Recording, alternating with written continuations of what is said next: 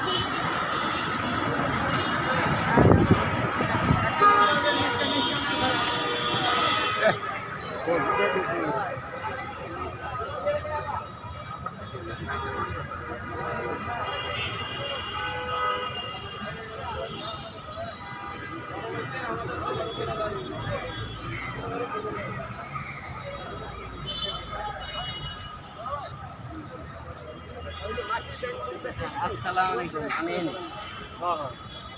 দাঁড়াই দিন না, দাঁড়াই দিন।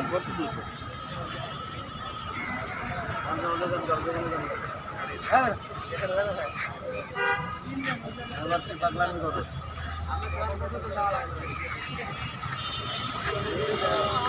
হ্যাঁ ব্যথা কেন হয় না তো ভিডিও করলে কি ব্যথা কেন হয় না?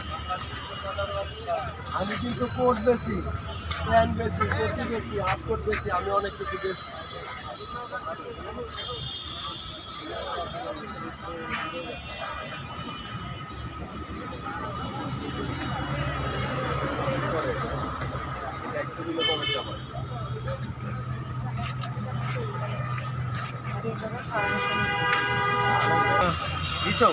হ্যালো গাইস, আসসালামু আলাইকুম। আজকে চলে আসলাম আমি ইকবাল মোল্লা ইউটিউব থেকে।